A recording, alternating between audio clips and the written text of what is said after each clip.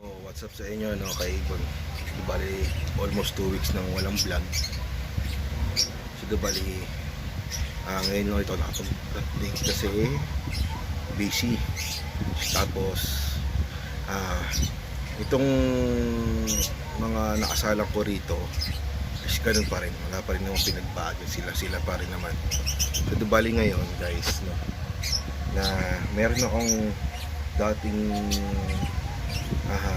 customer na bumili sa akin ng 2 ibon. Gusto nila na gusto na ni kulay. Ibali ngayon pinabebenta sa akin ulit.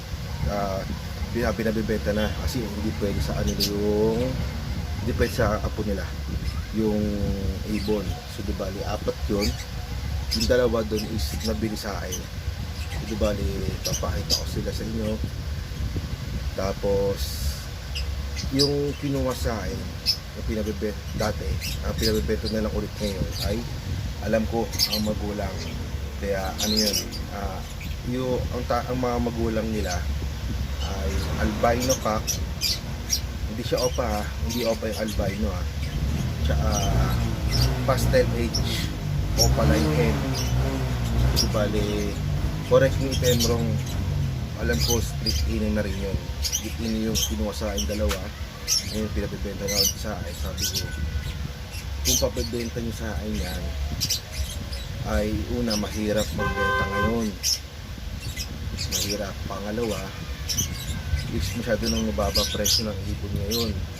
Ito pa, binenta ko na mabibenta yan, sobrang tagal.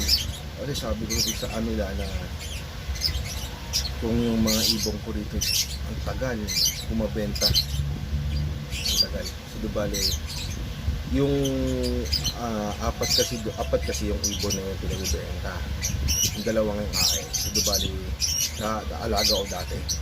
So bali yung 2 is green fisher parehas, yung isa naman is olive green. So bali yung 2 green series na fisher, iniwalay ko muna kasi kinokondisyon ko kasi hindi maganda yung balahibo, payat so bali nakita ko sila sa inyo ngayon, pinumatay sa labas, posto muna. So ayun guys, na ito yung 2 green series na sineparate ko sa colony ko ng Alps 2. Ayan.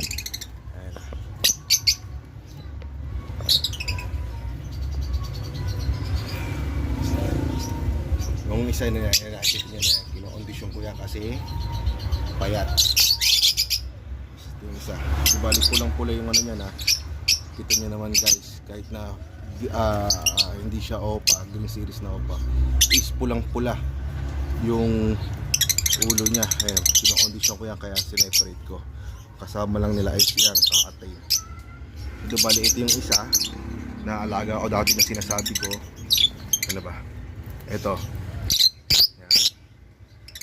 Bali ang tatay niyan ay albino cock, tapos yung nanay ay pastel age opera. Ito yung pa isa guys. Ayan. Ayan. Yan, 2. So yan. Yan guys, yan. Tapos ito. Kaya pinabibenta ulit na kasi baalang sa pagkahalang mo na sabi nila sa akin na bawal sa apo nila. Ayan, magkapatid niya. Ayan. Yung dati kong pinabenta sa kanila na pinabibenta na lang ulit sa akin ngayon yan. Ayan, 2 yan. Ayan, kumakain. So dibali sana matulungan nyo ang mabenta to para sa kanila. Ayan. Tapos itong 2 green series, 4 yan. So yun na nga guys, ito kinokondisyon ko to ha.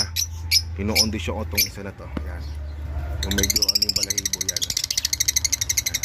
Iniwalay ko sila para hindi makasama rin sa iba. Ayan. Guys. Ayan na ito. Yun yung isa. Yan naman yung katawan yung iba naliligo. Tapos ba yun? Ayan guys. Ayan. Guys. Tutulungan nyo ako na mabenta to guys. Magkapatid yan. Parehas split ino. para sa split ino yan. Yan. Bali, pakita ko muna sa inyo yung mga breeder ko, guys.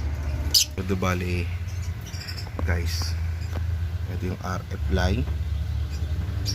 RF line ko, no? So, bali ganun pa rin. Palagi na nasa loob yung hen dyan. RF line ko yan na OPA. Tapos ito yung magkapatid na, ay na guys, magkapatid yan na split dan. Itong isa is Bluetooth. Tapos ang gender pa yan, guys. Yan yung mga binigay sa akin, guys, na hindi ko ibibenta. No, balik tayo sa likod. Yan, guys. Pale Follow OPA sa Dilute OPA yan, guys. Yan. Tignan nyo yung ganda niyan, guys, ha. Ganda yan. Pale Follow OPA tsaka Dilute OPA. Ito Green OPA Split Pale Follow tsaka Pale Follow Split OPA at Normal F hen. So, diba yan, ha? Thank you, guys.